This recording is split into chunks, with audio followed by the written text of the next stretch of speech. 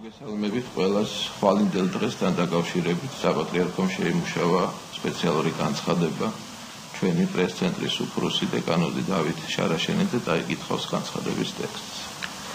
საქართველოს საპატრიარქოს განცხადება.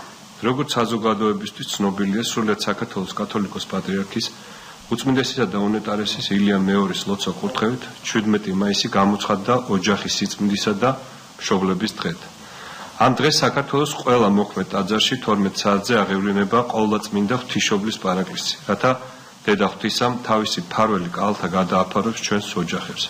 შემდეგ კი მოხდება ეკლესიების მიმდებარე ტერიტორიების და ქუჩების კურთხევა.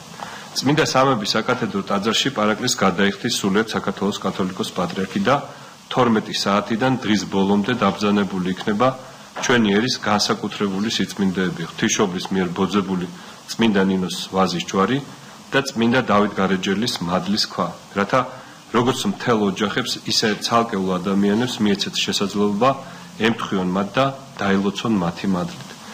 მისი უწმინდესობის კურთხევა ამ დღის აღსანიშნავად ტრადიციად დადგინდეს, რომ მშობლებმა მაცხოვრისა და ღვთისმშობლის ხატებით დალოცონ თავისი შვილები, თითეული ცალ-ცალკე, ხოლო შვილებმა მშობლებს მიართვან საჩუქრები და ტაძარში დაუნთონ სათლები.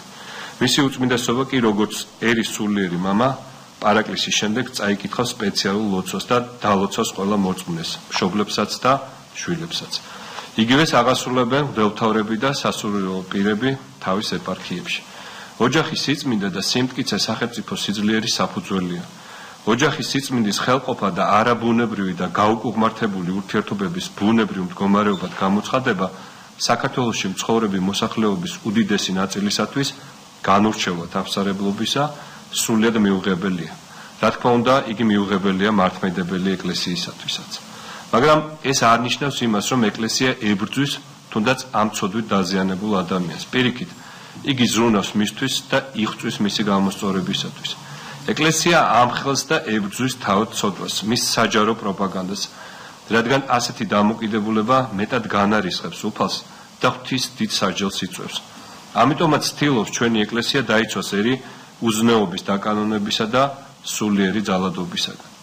შევნიშნავთ იმასაც, რომ როგორც ჩვენთვის გახდა ცნობილი, მორწმუნეთა გარკვეული ჯგუფები და საერთოდ საზოგადოების ნაწილი ამ დღესთან დაკავშირებით აპირებენ ქუჩაში მსვლელობებს. საქართველოს საპატრიარქო პატივისცემით მიმართავთ მათ და მოუწოდებს, რომ მსვლელობები იყოს მხოლოდ ლოცვითი და მშვიდობიანი, რადგან ეკლესია იყო და არის წინააღმდეგი ყოველგვარი ძალადობისა. უფალმან ძალიერსა თვისა მოსცეს, უფალმან აკურთხოს ერი თვისი მშვიდობით. დიდი მადლობა.